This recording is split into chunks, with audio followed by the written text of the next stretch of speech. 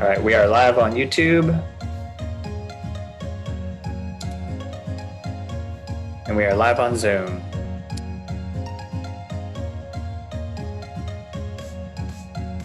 Welcome to everybody who's joining us. We'll begin promptly at 12:30. Please go ahead and introduce yourselves in the chat. Happy Tuesday.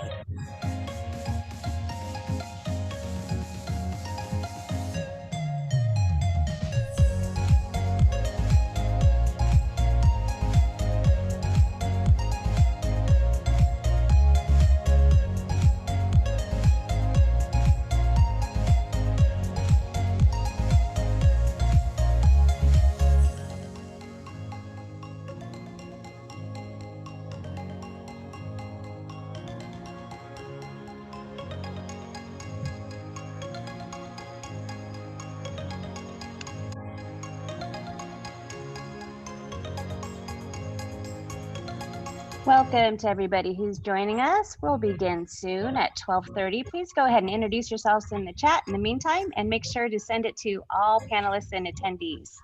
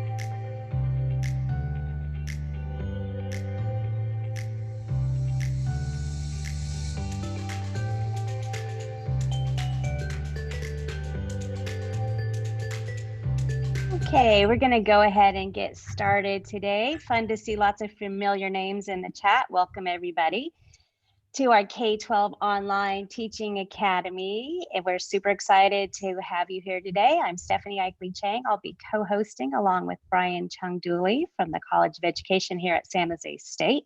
We have a returning presenter today, and we're super excited to have Emma back. And Emma's going to be talking to you about student engagement in remote learning today, because isn't that the hot topic right now? She is an English and language arts teacher coming to us from the PSD Global Academy in Colorado, and she'll be talking to you a little bit about what her experiences have been. But before I turn it over, I'd like to go over the announcements. So first of all, as you know, if you've been attending, a recording of this event will be available afterwards, and you can also find it online. Captions will be available today and in the recording as well. And there's a closed caption button there that you just need to press the button. Your video and audio automatically are turned off for a large group. So please use the chat to communicate with us and use the Q&A, and Emma will be stopping a few times along the way to answer questions, and also to let you know she's going to be extending her time a bit today. We were not going to be doing the debrief session today because we have lots of great things that Emma's going to be presenting. So if you can't stay on past the hour, you can always go back and watch the end of the recording. And then one last thing, if you're interested in having a community to discuss further and share with, join our Facebook group or our LinkedIn group. So I'm going to go ahead and turn it over to Emma, and she'll get started. Thanks, Emma. Welcome. Fantastic. Thank you so much for having me again. Hi, my name is Emma. I'll introduce myself a little bit more in a moment. I think I'll just go ahead and start sharing my screen, although I've been really enjoying reading the chat box. It looks like we have such a wide range of teachers here, everyone from pre-K to high school in pretty much every subject area I've seen. So welcome to everybody. I hope that you all find something applicable for you and your classroom and your students. So I'm going to start by sharing my screen and jump right into my slides. Welcome to fun and fantastic ways to engage students during remote learning. I hope it's fun and I hope it's fantastic. That key piece there at the bottom is something Stephanie and I were just discussing. What is the fall going to look like? And for each district, we're starting to kind of unroll plans, and it looks like it's going to be different for a lot of us. So some of us will be going back into 100% remote learning. Some of us will be in a hybrid model. Some of us are going back to, full classes. So wherever you are, I'm hoping that these are all things that you can use no matter kind of your physical location. So keep that in mind, and also keep in mind that you should be able to adapt and adjust these to grade levels as well. You will have a link to these slides as a part of your resources for today. So if at any point you feel like, this is so much information, like how can I possibly remember it all? I'd just like to remind you to just take like the pressure off your shoulders to remember everything, because there's a video recording of this and you have all the resources in my slides. So I like to encourage teachers to think of one thing today that they want to try and master and use, do that, and then kind of come back for the rest, because the last thing we need is for teachers to become overwhelmed and burnt out, because there's just a lot to know with online and remote learning. A little bit more about me. My name again is Emma Pass. I can be found on Twitter at Emma B Pass, and that's really where I do most of my communicating, especially when it comes to upcoming events and trainings and materials that I'm putting out. So you can definitely find me there. I am a part-time EdTech consultant and trainer, so doing events like these. Pretty googly. I'm a Google certified everything educator, trainer, and innovator. So a lot of the tools I talk about are Google, but not all of them. But they're also the tools I use because I am a teacher. This is our school logo here. I teach 7th and 8th grade English or language arts at a school called PSD Global Academy in Fort Collins, Colorado. This is our little school building here. We are a public school, K through 12 hybrid, which means each kind of school within PSD Global Academy, elementary, middle, and high, has their own model that has students part of the time at home, learning entirely remotely and online, and part of the time in the building, learning in person. So that hybridization means the hybrid between where they physically are, at home and on campus. This is what our schedule looked like pre-pandemic. All of our students were at home on Mondays and Fridays, learning remotely online and using tools like Zoom or Google Meet and Google Classroom to facilitate that learning. And then Tuesdays and Thursdays, all of our students were on campus, looking really like traditional education, going from class to class, lunch, PE, that whole thing. And then Wednesday was kind of a flexible option day where students could come to campus to get more interventions, one-on-one support, and small group work time. What our schedule looks like in the fall, we don't know yet, but I imagine it will be some kind of combination of this. And I think a lot of other teachers are looking at a model like this as well. So I like to start by talking about that schedule to really introduce these two terms, which when I started training, back in the spring, these terms were often new to teachers, and now they're becoming pretty common in our vernacular. The two different styles of teaching, especially when we're talking about teaching online or teaching remotely. We can teach synchronously, meaning our students are getting the information live, real time, all together. So it's what we do in the classroom. It's also what we're doing right now over Zoom, right? And teaching synchronously. Alternatively, we can do asynchronous learning, meaning we've pre-prepared something and posted it or delivered it to students, and they're determining at what point in the day or in the week they decide to access that lesson, and they kind of self-pace through it, kind of all at different times. So that's synchronous and asynchronous learning. I like to mention those just because at points I might mention those terms, but I also think it's interesting to consider these teaching styles as we kind of look more broadly at the future of education and see what benefits there are to maybe incorporating a little bit more asynchronous learning into our traditional school models. How often is it that all the students need the exact same amount of time to complete a task? And when we can give students a little bit more choice and agency over their work, I think that's powerful. And it also teaches a lot of time management and kind of self-management skills. So that is all the introduction. In our session today, we're going to be talking about student engagement. And I'll be talking about it in 4 different ways.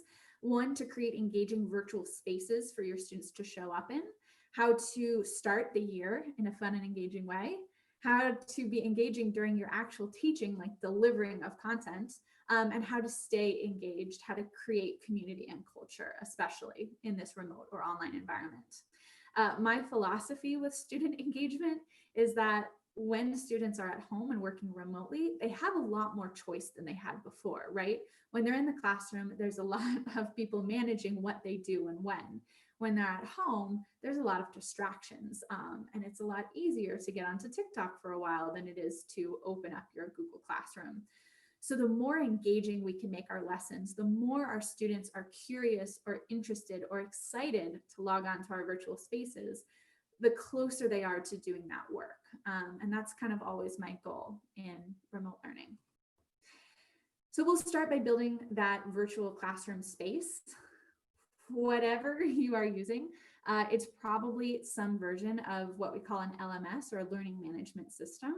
There are a bunch of these on the market. So you might be using Canvas or Schoology or Blackboard. I use Google Classroom with my students. Again, I said I'm pretty googly. I just find it really simple, easy, intuitive, and my students tend to prefer Google Classroom to other LMS. So I'll be talking about Classroom, but keep in mind, same kind of rules apply whether you're using Seesaw or Canvas or Classroom. The first thing I encourage you to utilize is whatever that home space is in your LMS. For Google Classroom, it's called the stream. But again, for a different system, it might be home or some other version of that. And so how can we make this space virtually feel more like the 4 walls of our classroom? On Google Classroom, the first thing I encourage you to do is use the banner up top. So you have this big swath of space, the top of your screen, and you can change these banners, and there's some like really nice graphic design images that Google provides, and those are all like fine, but you can customize those by uploading your own image. So one thing I've done is I've had my students vote on a class name for their class. Last spring, my 7th graders were called Gary, which I think is kind of like hilarious and brilliant. So we found an image of Gary from SpongeBob, and that became our classroom banner for a while, just to start to build that classroom community and start to have students feel like they have agency and choice in their class. Another thing you can do is you can search for GIFs for your banners as well. So in my resources, I have the exact kind of dimensions you need to search when you're searching for a GIF, because you do need that long panoramic shape. But that's just fun, right? To log on and see that rather than a nice, cute little stack of books. Even better though, is that you could create your own banner templates. So again, in these resources, I have a link to this blank white template in Google Drawings. And what you can do from here is from that insert button, you can insert images, you can use that text box to add text to your banner and create kind of anything that is customized and specific to your classroom needs. Here's an example of just like a norms poster that I created for a classroom banner once. Maybe at the beginning of the year, you like to remind your students of the class norms you've all agreed on. So every time they log on, they get that little visual cue and reminder. Similarly, you could create anchor charts for your classroom banner. So if you're doing an essay unit, maybe you have that little visual cue for the entire unit when they log on. And you could change this daily, weekly, by unit, right? It doesn't have to stay the same all year. The only thing I would recommend is on Google Classroom specifically, there is like a color scheme that seems to coordinate with the color of your banner. So maybe trying to stay within the same color scheme to at least maintain some consistency in your classroom. Up to you. Another trend that has been like floating around the edu online sphere lately is to create like a virtual classroom. So mimic what it feels like to be in the classroom. In this case, I created a, let's see, I've got a video here where I'm showing you how I did this. I created just like a little classroom on that banner with a chalkboard, and I can type directly onto that chalkboard. So changing the agenda daily and then changing that Bitmoji. This video will then go on to show you exactly how I upload that to Google Classroom. So those are resources there for you if you want to make that banner a little bit more visually appealing. And then moving on to the social side. So on that home page, again, whether it's home or stream, you'll often have the opportunity to have conversations. I know some teachers like to use that space for class announcements and to kind of keep it academic. But in the absence of hallways and lunchrooms, I really encourage you to use that as a social space for your students. Social emotional learning, I think, is maybe just as important as academic learning that our students do at school. So how can we continue to foster that social emotional piece in an online space? Again, I encourage my students to post videos and to post memes to our stream. After a while, they get really practiced at having conversations on there, and they start posing questions to each other. They have like little formal discussions on the stream about, you know, all sorts of subjects that aren't necessarily school related, but we don't talk about school 100% of the time when we're in the building. So why would we expect that online either? This definitely comes with a piece about pre-teaching norms and expectations, right? You might be thinking about your students and saying like, they would never be able to appropriately post online like this. So I make sure that I really front load it with a lot of what does it mean to be a digital citizen? What kind of things are appropriate? And then I also show them all of the settings that I have as a teacher to mute them, to view their deleted posts, and to kind of hold them accountable for what they do online and that digital footprint, so to speak. And then finally, in talking about this learning management space, I encourage you to think about your design whenever you're posting work, and to keep in mind that emojis can be posted most places that text can. So this is the site that's linked in my resources to getemoji.com, or there's an emojipedia.com where you can just copy and paste emojis. And you can see here in my Google Classroom, I have emojis as icons next to all of the headers or topics, as well as within the actual assignments itself. So thinking about our work like we think about designing a beautiful plate of food, we eat with our eyes first. If it's visually appealing, we're more likely to want to engage with it, rather than if it's just kind of a boring block of text. The other thing I encourage you to do in a more synchronous way is to create online video conferencing spaces for your students to meet. So we use Google Meet whenever we're doing live face-to-face online teaching, but we also create separate meeting rooms for students to meet together over lunch. We have a teacher in the room with their camera and their microphone off, just kind of in the background, monitoring and holding students accountable for their citizenship. But as you can see here over on the right, our students join these at that half-hour lunchtime. They have lunch, they talk, and it's a really nice space for them to be when they're at home. So I'm going to go ahead and pause there and just check in with Stephanie and see if there are any questions about engaging virtual spaces. So there was one kind of bigger question. What types of content do you teach synchronously versus asynchronously? Really Any good. suggestions? Yeah, so I think it's typically less about the content and more about like when I deliver that. So I'm tending to deliver new content synchronously just because I can give that more immediate feedback when we're learning and addressing misconceptions. And I tend to do more like review and application of material on those asynchronous days. So if I think about a week, and it might actually help for me to go back to my schedule really quickly, because I do think this is valuable to talk about. If I go back to my week and we look at Monday, students are online on Monday. So I'm usually not introducing new content this day. Students are either like doing review or working on ongoing projects, something to do with their independent reading, something like that. Tuesday, when we're synchronous, again, whether we're in person or online, introducing new content. Wednesday, they're usually applying the content from Tuesday. Thursday, new content. Friday, applying, and then back to Monday, review or ongoing project work. So that's just kind of how I structure that. Great, thank you. Cool. Yeah, you can go ahead and move on. Thank you. Move on. Okay, here we go. So the next chunk of our little presentation today has to do with engaging students at the beginning of the year. So doing all of that fun like team building and community building. I'm sure you have a ton of stuff that you already do with students in person. And I think about my start of the year and there's a lot of high-fiving and there's a lot of like games and like passing materials around. And obviously this spring, it seems like we probably won't be able to do any of that. So this is all, very digitally based. How do we connect online? The first one is super simple, but I include it just because it's been really powerful for me in my teaching, is having each student at the start of the year write a letter to the teacher.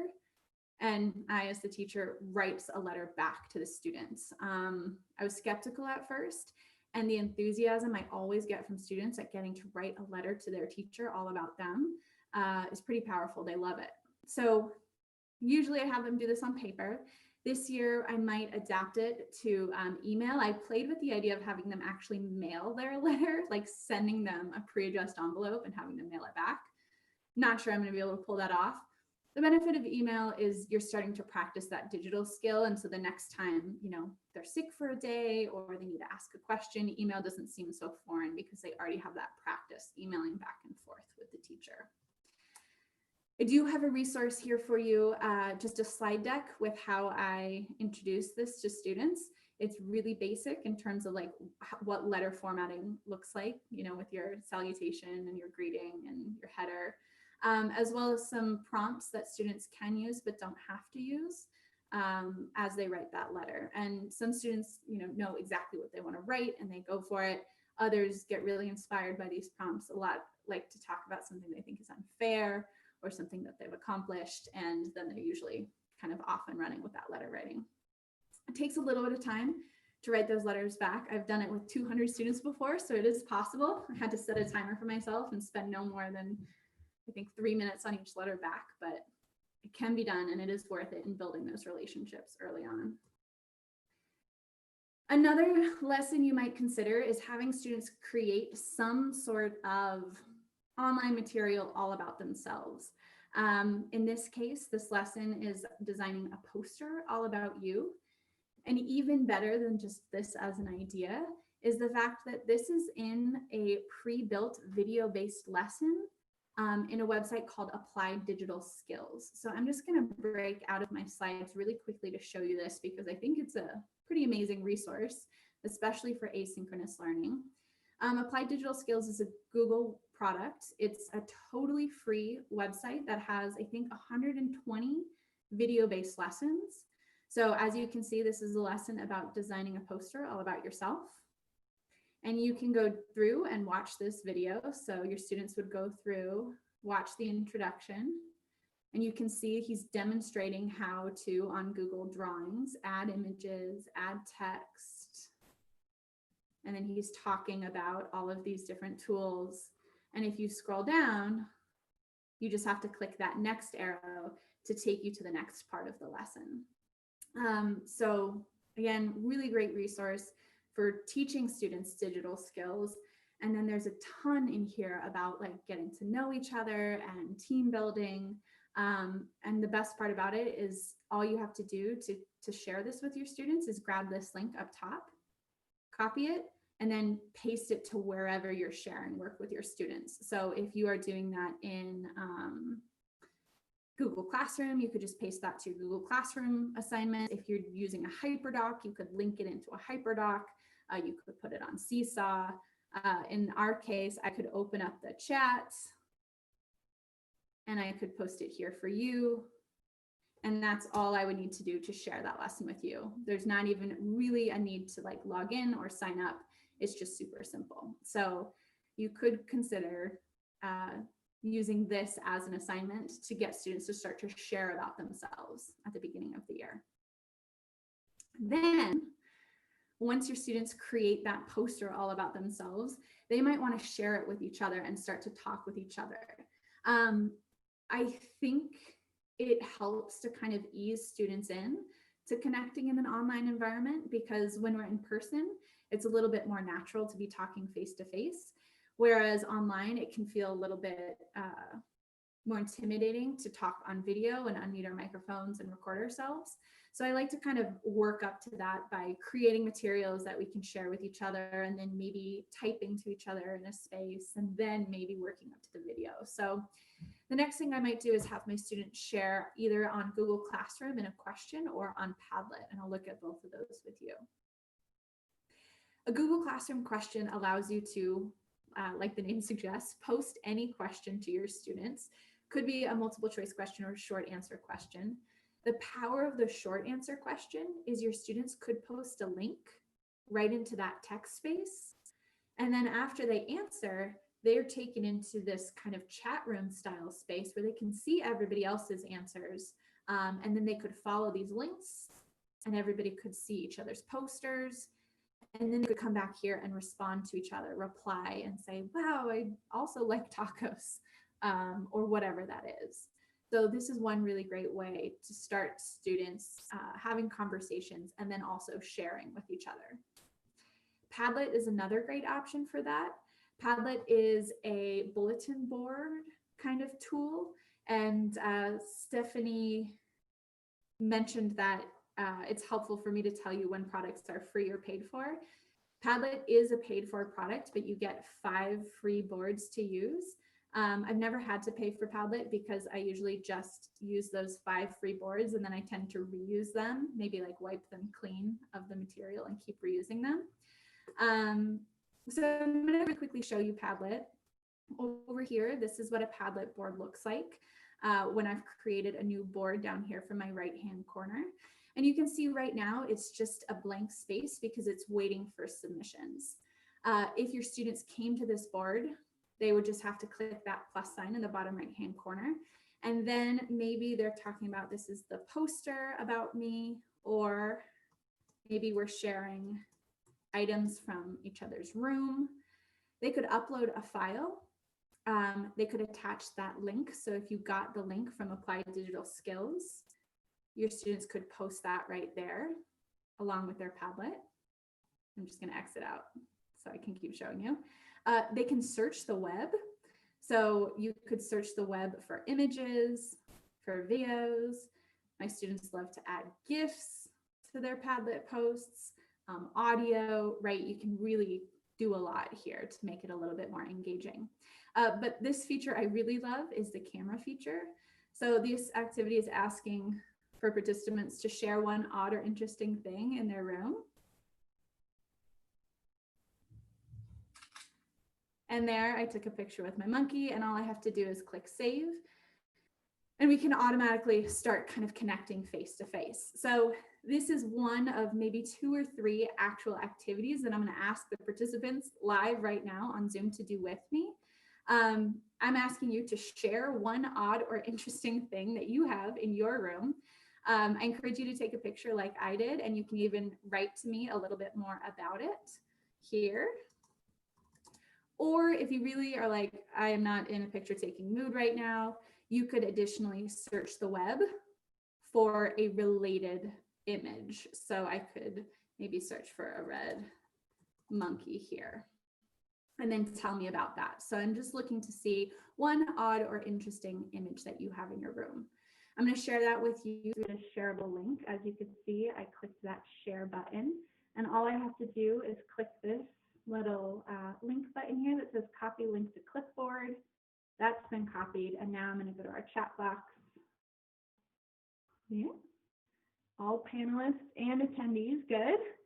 Here we go, let's see how we do. You should be able to follow that link to Padlet and start posting. Oh, look, somebody's already here. We're good.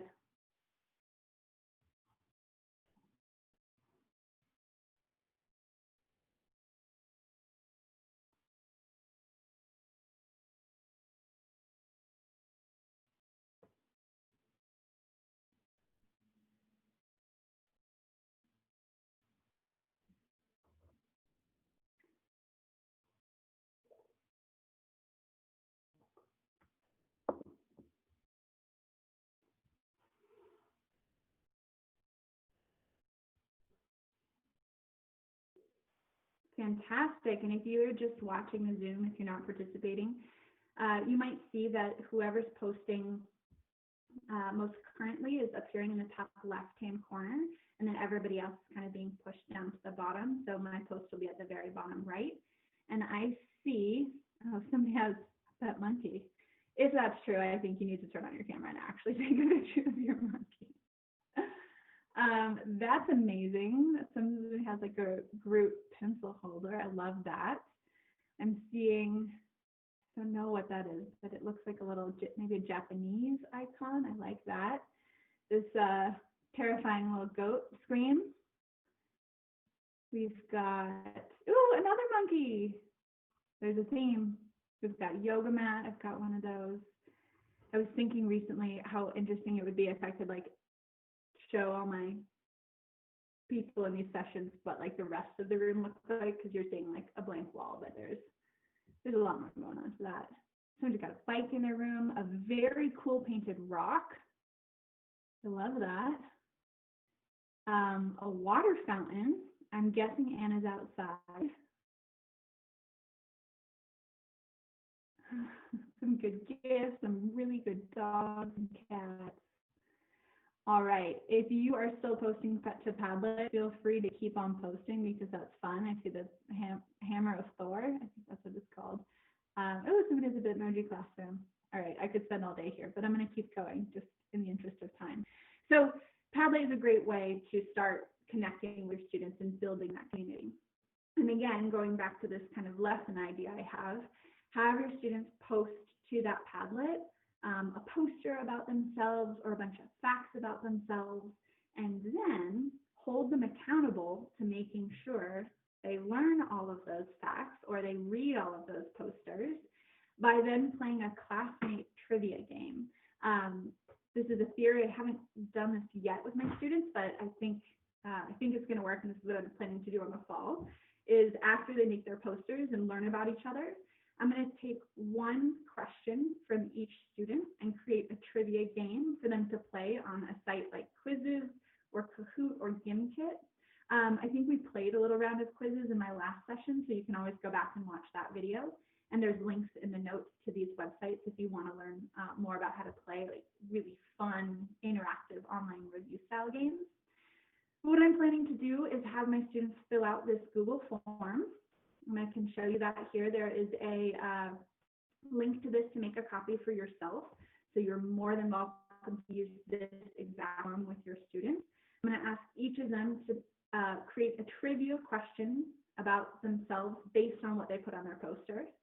Then, so maybe my question has to do with, oops, here it goes. This is it. So maybe my question has to do with the color of my monkey in my room. And then I'm having them create options. So the options are red, blue, green, and pink. And then tell me which one is the correct choice. So red was the correct choice. Once all of your students submit those answers, as the teacher, you'll be able to go to their responses, export them to a Google Sheet. If you see in the top right-hand corner of this green box, that'll pull all those responses right onto a sheet, which could make it easy for me to copy and paste these questions right into a trivia game. So I could go into the first question and copy that question, paste it. Same with the answers. So that's my plan for creating a fun and fantastic Classmate trivia review game with my students this fall. Another thing you might consider is at this point, after your students have chatted over text, after they've started to share things they're creating with each other, played a game, maybe now they're comfortable enough to start talking, over a video and over camera, in which case Flipgrid is an amazing resource for that. I think a lot of people know Flipgrid. If you don't, it allows students to record short video responses to a board similar to what we saw in Padlet. The difference being students then video record responses. So it's like a slightly asynchronous live conversation.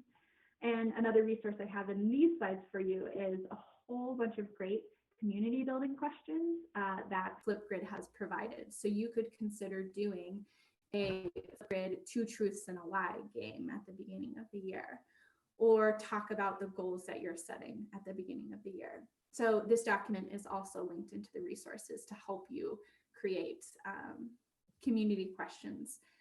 The other thing about using all of these tools at the beginning of the year to start your community building, using tools like Padlet, using tools like Flipgrid, is that you're teaching those technology skills in a really low stakes way, so that then later in the year, when you're using Flipgrid to have a book discussion, you don't have to worry so much about, do they know how to use Flipgrid and do I have to teach this tool? Because that's already been pre-taught in the community building phase of your year. And then after all of this, I would start my students actually talking together live on Google Meet and doing some team building activities. You might be using Zoom, in which case you have breakout rooms, and that's fantastic. If you're not, if you're like me and using Google Meet or Microsoft Teams or another video conferencing software, you've probably heard announcements that several products are looking to actually create breakout rooms in the future. But for now, what I've done is I just create, similar to the lunchrooms, I create separate meeting rooms, and I give my students the link to that meeting room in a document, as well as a link to whatever resource they're working on, and then all of the members in that group. So we just kind of do our own hacked together version of breakout rooms through a Google Doc.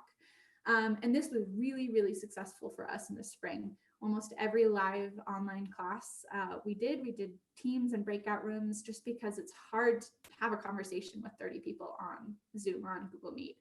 And it's a lot easier to have a conversation with 4. So types of things we would do in these breakout groups. We did a lot of virtual escape rooms, puzzles.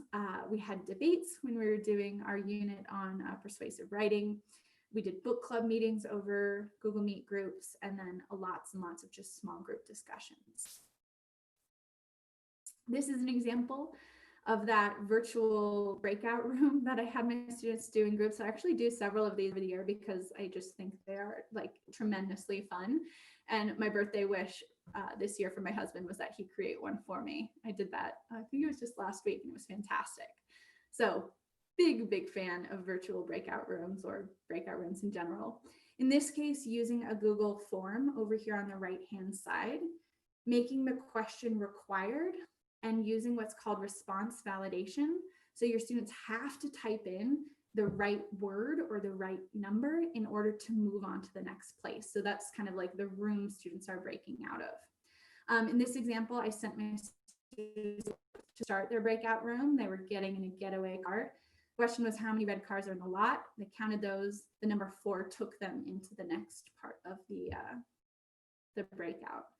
So if you're interested in doing something like this with your students, in the notes section of this slide, there's a resource to how to create a form like this. And then you can get really creative by making this content-based and sending them to different places on the web to kind of explore content-specific material. When we did this over Google Meet, my students would just meet in that small group of 4 to 5 people. I would always assign one person to be the screen sharer. So they would share their screen with everyone else so they could kind of all be on the same page. And then they walk through and work through it together.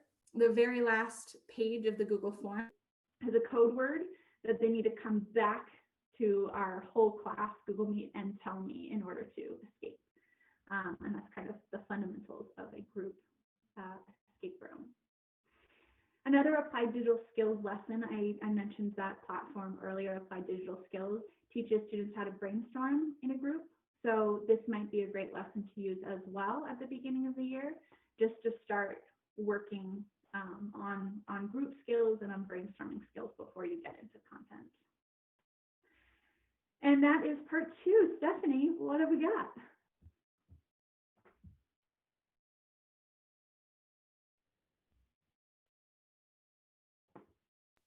Sorry, I'm here. Was Okay, Googling something. Yes. So I think this question about, do you share your synchronous videos with your students after a meet? Like, are you recording so kids can go back? I think that's a valuable thing to know. Yes, 100% yes. I record everything every time, especially in a pandemic. Like, we don't know what students' lives are like at home. We don't know who's sick. We don't know who has siblings that need watching. So I always make that be a totally acceptable way to engage in that synchronous learning day. If they can't be there at the time they're supposed to be there, they can watch the video back and complete the activity on their own. 100%. Awesome. With the Padlet poster sharing and trivia quiz, those types of activities happen in a synchronous session? Both, either, for sure. Like, I could go back to our Padlet board now and I could see it's got some new amazing posts. Look at this stuff, fantastic. So this could be built, over the series of a week, and then you could look at it all together on a synchronous day, or you could do it live like we just demonstrated. I think most tools I talk about could really be used in either environment. Great. Do you have any recommendations for primary grades of what they could start with doing these types of ideas? Yes. Seesaw, if you haven't already, has a lot of these tools that I'm talking about really already integrated in. So students taking a photo of themselves or of something on Seesaw, just like we did on Padlet, posting a video like we saw on Flipgrid, but within Padlet. I tend to use like the separate products just because they have a little bit more advanced functionality and my secondary students can handle going to multiple websites. But for primary, Seesaw is just, from what I've heard, I've never taught primary, but from all the primary educators I know, they use Seesaw to do all of this. Great. Thank you so much. Right on. Okay, so now we're going to start talking a little bit about how to keep students engaged during the actual delivery of content. If you can believe it, everything we've talked about thus far is just like setting up the year and setting up the classroom. So once we're actually delivering instruction, how do we keep students engaged? Again, that curiosity and that choice to log in and do the work. I'll start by talking about asynchronous learning. Whenever I deliver asynchronous instruction, I'm typically doing it in a Google slide deck similar to this. So students get these slides and they kind of scroll through. I like that because it chunks information up into pieces. But again, if you are at a younger level, Seesaw would be great to just post all of this kind of content to onto the Seesaw board. So when we talk about engaging instruction in asynchronous learning, one thing we're often doing is posting videos, right? Our students need some sort of either content knowledge or instructions on how to do assignments. And one thing I recommend in terms of engagement is using first a screen recording tool. There are plenty out there on the market. The one I use is called Screencastify, and it allows me to, as the name implies, it allows me to record my whole screen so the students can see what I'm seeing. But there's also this option to embed the webcam into the video so you can see me in the bottom right hand corner. The reason I recommend doing this is there have been studies that show students are more likely to engage in their online learning if they can see their teacher's face. So whether that's posting selfies of yourself into your lessons or onto your homepage or your stream, or embedding that webcam into your screen sharing tool, remind your students that their teacher is on the other end of this instruction, right? That person who spent all the time writing letters back to them and engaging them is the person doing this instruction. And I think that's valuable in keeping them engaged. Then the trick here is after you've created this video, you actually want your students to watch the video. And oftentimes I've found they don't because they don't want to, essentially. I try and pull them all the time. I'm like, why don't you watch these videos? They just don't want to. And a lot of times they just don't want to turn their sound on. So I found it's really important to hold them accountable for watching the videos in one of two ways. There is a site called Edpuzzle, which allows you to upload a video and insert interactive questions into it.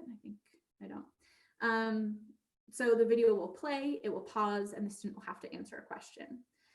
This is another one of those freemium products like Padlet. It's not one that I pay for because there are enough free features for me that I haven't had to pay for it yet, maybe in the future. But the nice thing about Edpuzzle is it really holds students accountable because when they log on, that's tracked. Edpuzzle will track the exact amount of time they're watching the video for. And of course, it's also recording all of those answers that students give in the back end. So Edpuzzle is one option for making sure students are watching those videos. The other option I'm actually going to demonstrate live. As I mentioned, I'm often creating my lessons right within a slide deck like this, and I'm inserting a video directly into my slides. So in Google Slides, if you go to the top, then an insert button, and I have the option to insert a video from one of three places. If I already have the video on YouTube, I can just paste the link to it here. I can search directly within YouTube and find, so if I'm doing a lesson about cats, I always do cats because it's quick and easy to spell. I could just embed this video directly into the slide right from YouTube, or make that a little smaller, or I can insert a video right from my Google Drive. And one nice thing about Screencastify is it saves all of your videos right to your drive. So this is the last video I recorded with Screencastify. I can select that and embed it right into my slides as well. From there, because remember this is about holding students accountable for watching these videos, what I'll often do is I'll add a comprehension question on this side of the slide where they'll actually have to type into the slide and answer it. So I typically insert a table, just a one row, 2 column table. And at the top, I ask my question. And then at the bottom, I tell them to answer. When I'm assigning this in a site like Google Sites, a learning management system, I have the option to make a copy for each student. So each student would have their own copy of this slide deck so that they have their own space to type in their answers. One other nice feature about video formatting in Google Slides is the ability to determine a select amount of time you want that video to play for. So often I find videos on YouTube that I want to use, and let me be clear, I do still do a lot of videos on YouTube because there's great content on there. But a lot of times those videos are too long and I only need my students to watch like 30 seconds or 1 minute of that video, right? Because we have TikTok attention spans. We only want to watch things for like a minute at a time. So posting like a 10-minute video is too much. What you can do is when that video is selected, you'll see it highlighted in blue. Right above it, there's a format options, and that automatically kind of pulled itself up over on the right-hand side. Right below the video, I have a start at and an end at option. So I can start the video at 0, and then I can set it to only play for the first 10 seconds, because maybe I want to ask a question at the end of those 10 seconds. When I present, we should see, I'm really playing videos and like, this is the second or third video I'm playing. So hopefully you can still see that I'm not a big deal. I'm usually going through a lesson, so I'll present my screen for my students. Oops. And you'll see there is a little marker right here where that video is automatically going to stop, and then your students would go over here and answer that question. So just an alternative to using a site like Edpuzzle if you want to keep your students, all in one place and not sending them everywhere on the web, you might consider doing some video formatting within Google Slides. Couple other things I'll mention about asynchronous learning before we go back to questions. After I'm asking my students to engage in that direct content, I'm usually sending them elsewhere on the web to do some sort of creation or exploration or assessment of that learning. And there is just so much possible here. You've been doing webinars for weeks, and chances are a lot of people have been talking about different options, these included. I have these here as a resource for you. We definitely don't have time to go through each one. We could probably do a whole 90 minutes on each one, but I'll just mention them to you here and then also show you that they are linked. So if in the future you want to go back and explore, you can. I might send my students to WeVideo to create a video or Flipgrid. Like you saw, I might send them to Padlet to have a discussion. I might send them to Quizlet to review some vocabulary, or to Tour Creator to create like an interactive like virtual reality tour. I could send them to, let's see, Canva to create graphic design images like flyers and infographic and posters. Book Creator, as the name suggests, is great for books. All of these products that you see, maybe with the exception of CoSpaces, are again like freemium products. So there are free versions that you can use and then paid for versions. The only one other that I pay for here is WeVideo, which just gives you a bunch more editing tools and options. When I'm giving my students options of how they engage and apply their learning, a lot of times I'm also trying to give them a choice. Choice boards are really popular in education right now, and I think in particular in remote learning, they should be used widely, for the reason that I like to give my students a option to engage in that content that requires little to no technology at all. So in this case, I'm having my students do an assignment where they're looking at mood. So that video that I posted had just been all about mood of a novel. And one option is for them to just draw a book cover that represents the mood.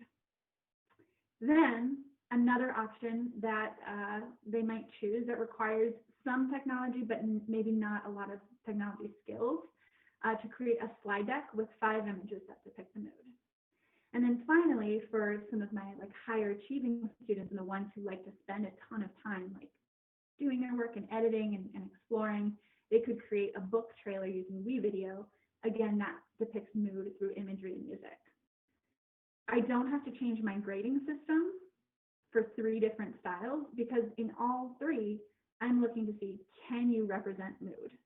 I'm not necessarily grading them on their technical ability to create a movie trailer or their artistic skills to create a book cover, but in all 3 cases, they have different access based on what they have access to. And then people love choice. Like, it's just really great to get a choice in what you do. So definitely recommend that as well when you're asking your students to apply or create. And then finally, in the asynchronous learning, can we have our students connecting even if they are all individually at home? A couple different thoughts about this. If you are in a hybrid model where you have half your students in the classroom and half your students at home, you might consider having somebody just told me this word for primary schools. I think you call it a morning meeting. I usually just call them check-ins with my students at the start of class. But could you have a morning meeting every day over Google Meet, where the students who are in the classroom are on Google Meet all together, and then each individual student who is at home is on that meet as well. So you have some of that face-to-face contact every day, even if you're not going through a lesson that way, right? It might be really intimidating to try and teach students who are both in the classroom and on the computer. But just a moment to say hello, check in, how are you, maybe do some sharing, and then the students at home can go forth with asynchronous work, and the students in the classroom can go forth with synchronous learning. You might also consider using some of the other tools we've talked about, like Padlet or Flipgrid, on those asynchronous days, so that students are still posting and sharing with each other. And again, your students who are in the classroom can be on Padlet at the same time your students at home are on Padlet. And they can still be making those connections so that you're building a whole class community rather than like a group A, group B community. And then the other thing I'll mention is if you are building asynchronous lessons, whether that is in slides like I do, or if you have HyperDocs, or if you're on Seesaw, just keep the design in mind, right? We want things to look visually appealing and engaging. So a couple of tips from a woman named Michelle Eaton, who wrote a fantastic book called The Perfect Blend. I have it right here, a little plug. Recommends using no more than 3 colors and 2 fonts. Bulking pieces of information just into 3s. So as you can see here, I'm following that rule. and then use a lot of negative space. So a lot of white space to prevent cognitive overload for students, no matter what or where you're creating. And then you might also consider using templates. There are tons of templates available on sites like HyperDocs, if you're creating HyperDocs. And then this is a site called Slide Carnival, where you can browse through a number of like really beautiful Google slide templates. And I'll just show you a couple more. And then use any of these to create a lesson for your students. So typically I'll choose one design and then use that for an entire unit and just kind of reuse that template again and again. But again, just a little bit more engaging, visually appealing, but also using that template saves you the time to not have to like get a master's in graphic design and do something like that, because that's beautiful and good time for that. And that's asynchronous learning engagement. Questions? Yeah, this is a big question. I'm not sure if there's one right answer to this question, but we're all thinking about these things during distance learning. I would like to know your thoughts about how to organize teaching and learning where half the class comes in the morning and half come in the afternoon, 5 days a week in an elementary. Like, what lessons should be synchronous? What should be asynchronous? What would your advice be? Yeah, it is exactly what we're all thinking and talking about. I do have a resource that I'll show you at the end. I'm putting together this resource on hybrid teaching where I kind of go through different models and how those might look. My kind of off the cuff advice is if your students are at home, asynchronous. If your students are in the classroom, synchronous. And try to make the 2 lessons that go back to back, so the Monday, Tuesday, or the Thursday, Friday lessons, be related to each other, but not reliant on each other, or the morning, afternoon, morning lessons. So whatever the students do in the morning doesn't need, you're not introducing anything new that they need for the afternoon, so that you can easily flip-flop those, if that makes sense. Again, I don't think there is a right answer, but to make it easy for yourself, again, they're at home asynchronous, they're at school synchronous, and make the lessons related but not reliant on each other. Great, thank you. And then another question, would you recommend scheduling various Google Meet times throughout the day, or would that be excessive? Like, what have you found works best? Yeah, I would say, I guess that would depend if you're secondary or primary. So if you're in an elementary school classroom and you feel like you want more points of contact in the day, yeah, maybe you could do like a morning and an afternoon. I always just stick to one, like even before coronavirus, when my students were remote at home, on those remote days, we just had like a 15-minute morning. It was always at like 9 or 9:30, and optional, because again, it's just that like community connection piece once a day. Great, thank you. I think I just want to remind everybody that Emma has graciously offered to stay on past our cut time of 1:30. So if any of you have joined late, we're going to keep talking. And if you have to leave at 1:30, that's fine. You can view the recording afterwards. So thank you, Emma. Of course. So we can keep going.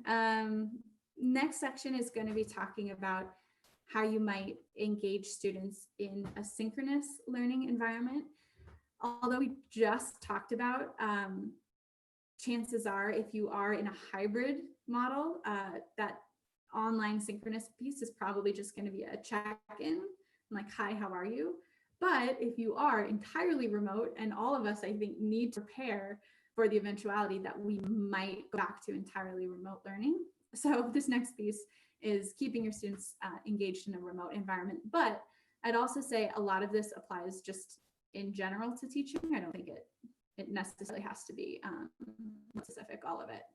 So first, of course, you're using some sort of video conferencing platform. Right now we're on Zoom, you might be on Google Meet, on Microsoft Teams. Definitely, just, I don't have a slide on this, I usually do. Make sure your students are really comfortable with the tools and you've really clearly gone over your norms and expectations of how to behave. it's hard to try and manage behavior on a synchronous platform. It's a lot better to like really make sure we're all on the same page with norms and rules and expectations about muting, about what type of things we type in the chat box and when, et cetera, so we can have a successful synchronous lesson. What we're really talking about today, though, is the engagement piece. So I always start with community check-in, or like a, I don't know what this is hard for me, Monday meeting, morning meeting, to give some students some just like social time. They can talk about what they want. We usually pose a community question, like what Hot Pocket flavor would you invent if you invent one? How are you doing on a scale of 1 to 10 or 1 to 4? And take like the first 5 or 10 minutes just to check in. After that, depending on the time of day, I like to make sure we do some sort of movement activity, because sitting in front of the computer all day is not what we're used to in education. I kind of specifically became an educator so I could move around a bit during the day. And so sitting or standing in front of a computer is not ideal. I use a couple of different sites or activities. Super Movers is actually by the BBC in the UK, but they've got a lot of like movement-based activities, and a lot are also content specific, so like teaching skills. Go Noodle, probably a lot of US educators know, especially if you're in elementary. Although I found middle schoolers and high schoolers tend to like Go Noodle as well, maybe in like a silly or more ironic way. And then occasionally I'll just give like tasks. So I'll say, okay, everybody go to the kitchen and grab a spoon. The first person to come back and show me wins. Or everybody stand up and try and touch your ceiling. Just something to get them out of their chairs and moving a little bit before we sit down for, half an hour, an hour, however long we're learning online that day. I'll also mention you can find GIFs pretty readily available online. So if you just put this in your slides and then ask all of your students to do this little movement along with you, that could be a quick way to get moving.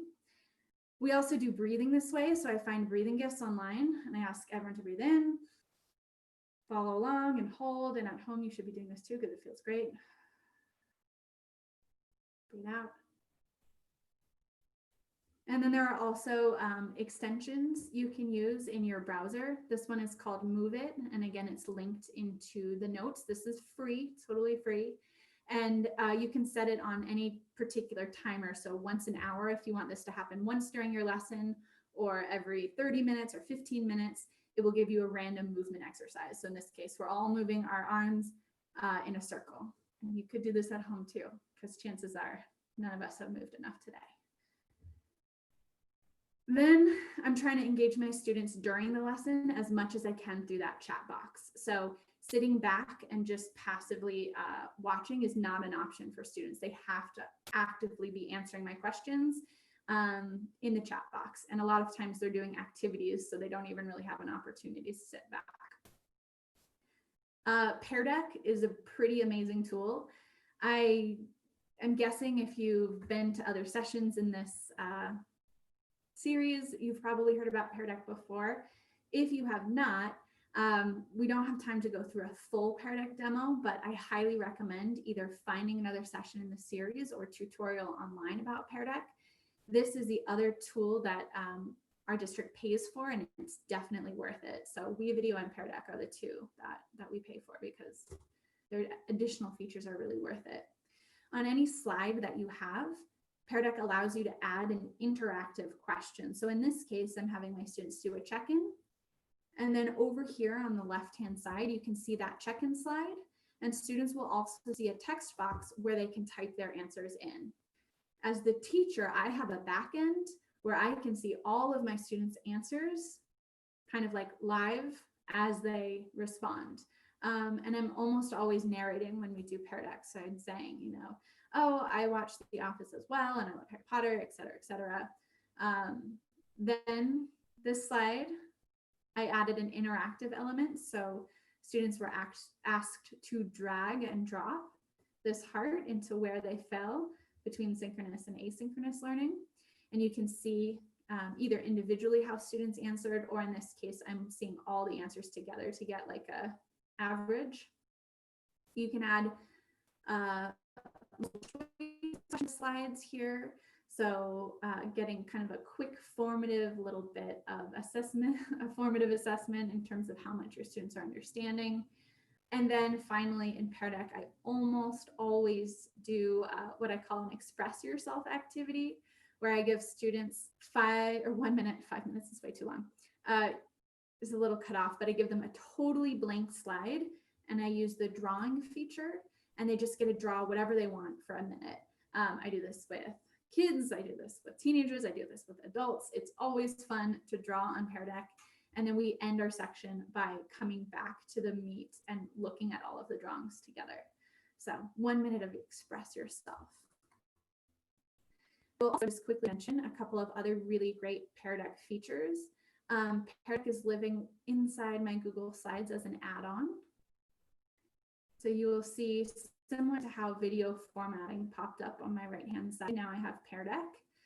They've got what's called the template library at the top, and you have the opportunity to add any of their templates automatically into your lesson.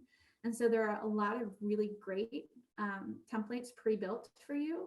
Things like summarize what you just learned, or how are you feeling, and dragging to like feeling great, I need to review, or like totally lost. And then similarly at the end of the lesson, how are you feeling, summarize, reflect, right? So no need to, again, reinvent the wheel with some of this. There's already a lot of great resources here for you. I already mentioned this, I'll say it again.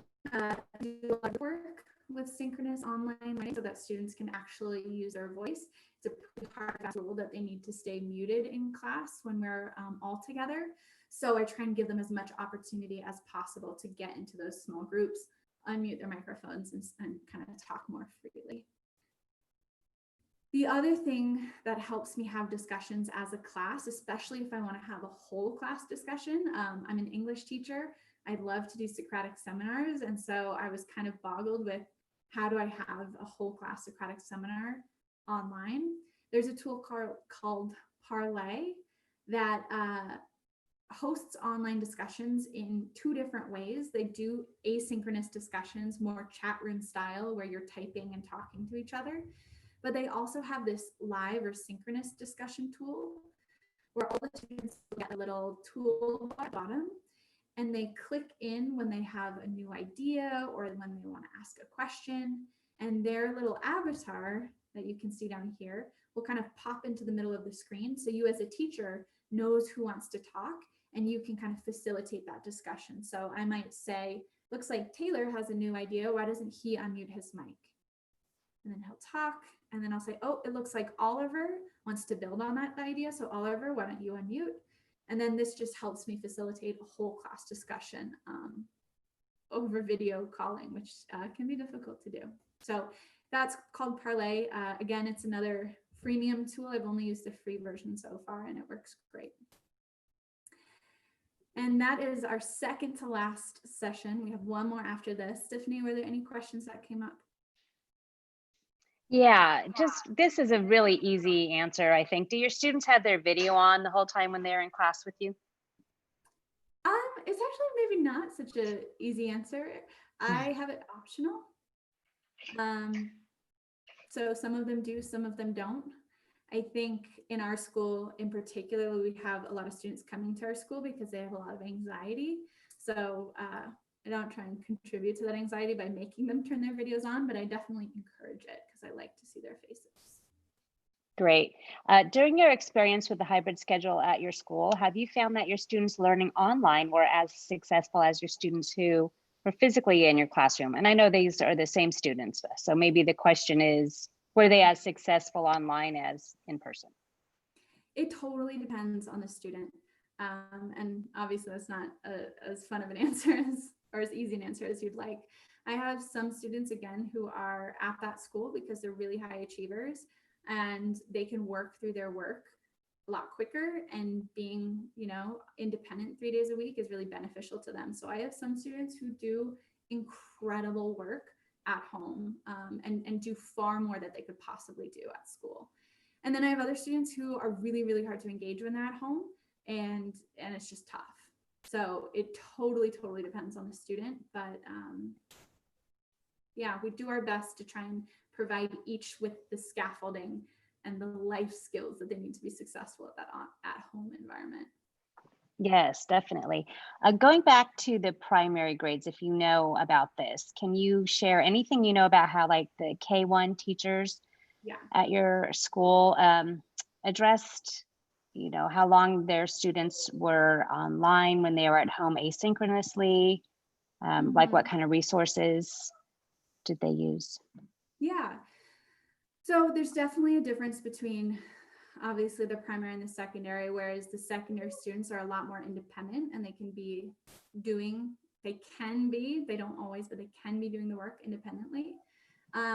Whereas the elementary students really rely on a parent, we call our parents learning coaches, to facilitate their learning for that day. So the teachers in elementary school are more posting work, especially like kindergarten 1, 2, posting work for the parents to facilitate with their students. So either on Google Classroom posting for the parents on Seesaw, or sometimes just using a Google site and posting videos and materials for the parent to access and work through with their students.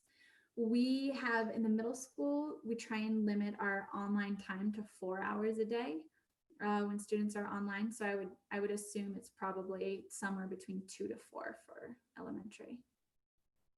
Great, thank you. And I'm going to just pose one question here, and then I know we have a few more minutes left with you. So do you have any times or suggestions to engage students when you already know they're struggling academically and will further struggle with technology? Any suggestions for the students that you're worried about? Yeah, I would say starting with if they're already struggling with technology, really focus, especially this year, on just learning technology in a very low stakes environment for play and creation and fun, and try and get those skills up to speed before you try and do any content, like the go slow to go fast model. In terms of like engaging students who are difficult to keep engaged, the choice I think has been probably I've seen the biggest impact on students who are really hard to engage at home, giving them a lot of choice in terms of how they engage with their work. So I have some students who do nothing, and then I give them a choice about what they want to write about or how they want to apply their learning, and then they produce something like pretty incredible. So give choice, explore their interests and their hobbies, and see what they're willing to work on. Great, just like what we do in the live classroom, right? Yeah. Okay, so I know we have a few more minutes left with you if you'd like to continue a bit longer. Thank you. Cool. And this is the last section, so I think we're perfectly on time. The last thing I just wanted to mention is staying engaged generally, like as an entire class or as an entire school. One thing that we've done at our school the past spring semester was holding virtual assemblies for our whole school. We did do these over Google Meet, and then near the end of the year, we're doing them on a tool called StreamYard, which just allows you to broadcast whatever meeting you're on. So I actually don't know what Brian's using right now to broadcast onto YouTube, but it's something like this where you can take a Zoom meeting or a Google Meet meeting, and then you can broadcast that out to a place like YouTube where everybody can watch and larger numbers, and there's often less like technical difficulties because you're not overloading a call with the whole school. So we did a number of virtual assemblies. Some of the favorites were we did an Earth Day assembly, and we also did a readathon assembly. You can see here, I made a reading for it, which is that crazy looking thing in the background. And as a part of that, our teachers came dressed up as book characters. And in the comment section on YouTube, where students were guessing who was what book character. We also had a local author come in and read a book to the students. And then after that, we went from our virtual assembly into what I'm calling a themed day. There's probably a better word for it. But again, where we gave students a choice board of activities for them to complete for that day. And then they just had to show the proof of their activity on Padlet. So cook a recipe from a story, they would just have to take a picture of that and post it on Padlet, or create a bookmark, take a picture of the bookmark and post it on Padlet. We did this for Readathon, we did it for Earth Day. They were super, super fun, and just a kind of nice break from the structured learning and giving a little bit more space for students to do things. And as you can probably notice, very few of them were tech-based. A lot of them were reading, create a fort, do something on paper, take a little break from the screen. Back to the screen, you could consider doing virtual field trips. I know a teacher who always takes her students on field trips to, what's the word? My brain is starting to fry. Theme parks, and they go on roller coasters. So she has her students virtually go on roller coasters like this, where they hold their hands up and they do the turns and spins. So you could consider trying to go on a virtual field trip just through video. Google Expeditions is a really cool app. You would need to download that onto a Chromebook or a phone or a tablet, but that can take you kind of all over the world and even throughout time. You don't need the goggles, the VR goggles, to view virtual reality. A lot of times you can just view it right on your computer, on your phone. And then another called Google Tour Creator, which allows you to make your own trips, either by taking photos or using photos just off of Google Maps.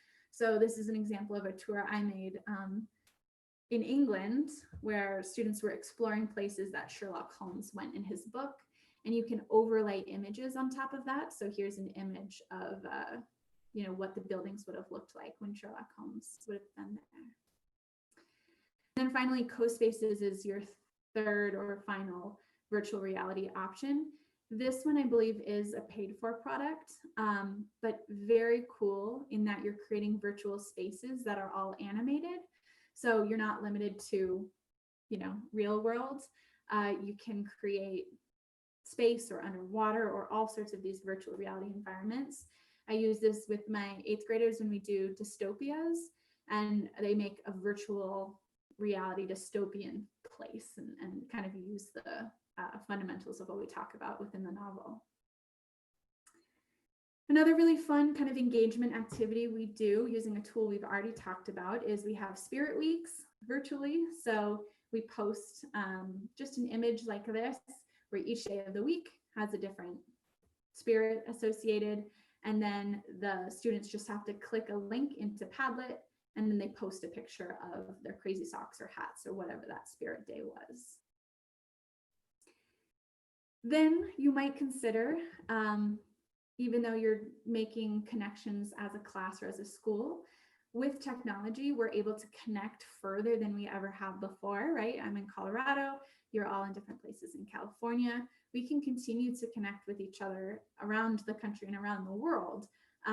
This is a website called Classroom Bridges, which allows teachers to post their classrooms onto this map, and you can connect with other educators. So if you are doing an asynchronous lesson where your students are posting to Flipgrid, you might share that Flipgrid board with an educator somewhere else in the world and have those different voices, which could be a really cool experience for your students. And then there is another website called Pen Pal Schools that kind of already integrates that in, where your students work through an activity and then the other students working on it, you kind of can interact with them through Pen Pal Schools as well. And finally, these are just in the resources for you to explore. There are a bunch of digital fun and games that you might just use to have like an after school game club or a movie night or something like that with your students, just to keep that culture and that environment alive and keep the students excited about school. So Applied Digital Skills has a bunch of fun lessons like write a story using emojis. There are a bunch of virtual games that I love to play, like Code Names and Wavelength, as well as some Google games that you might use, again, in the classroom or out. And that brings me to the end. I mentioned, I think at the beginning, that I spent a lot of time this summer kind of taking all of the information that I've been delivering in sessions like these and others into one PDF resource. At the moment, I'm offering it for free. I'm in talk with a publisher about turning it into a book at some point, but at some point isn't quite soon enough for the fall. So I want to make this available to teachers. You might find some typos in it right now, but hopefully it'll be nice and polished later on. Plan is to finish it by next Wednesday, July 15th. And you can sign up right now by going to bit.ly/hybrid teacher and just put your email in, and it will be emailed to you on that day. So if the things I'm talking about were interesting and relevant to you, there's a bunch more in that resource. And then hopefully I'll have a book for you as well. And I would love if you would also get that. So though all work can be for not for naught. So here's the link to Hybrid Teacher. And again, it's a button down here just to give your email if you're interested in doing that. So I will share that in the notes or in the chat. And then we've got a little bit more time, it looks like, for questions and or if there are, I don't know if you have an evaluation you need anyone to do. So some of the questions that were coming through, I didn't actually stop to ask you because I just want to recommend to people that if you're new to a platform or a tool, that you go in and explore the frequently asked questions, the support, YouTube videos, right? For all of these things. Like if you want to know how to start with Pear Deck, just go on YouTube and check it out. And of course, our webinar session with Ed Campos that we had earlier as well. But I would just suggest people remember all the resources that are out there, and just the advice that you gave in the very beginning was something, I'll paraphrase, like pick one thing and try and work on that and master that. I thought that was great advice, Emma. Yeah, and this was not a very technical session in terms of like how to do X, Y, and Z, more of a brain dump, like get ideas, explore it yourself. There's a bunch of resources out there for you to do that, for sure. Right, and I'm super excited to get on your email list there so I can read your resources about the hybrid classroom. So yeah, as I'm looking through, I think we're good on the questions. I really appreciate your time today and for you visiting us again. I think this was super informative, and hopefully you gave lots of ideas, and your slides are available. So people kept asking, can I go back to this? Yes, you can. And the recording will be sent out again as well. So thank you for your time, Emma. We really appreciate it. Fantastic. Thank you for having me. I really enjoyed it. Thanks everyone. everybody for attending. Take care.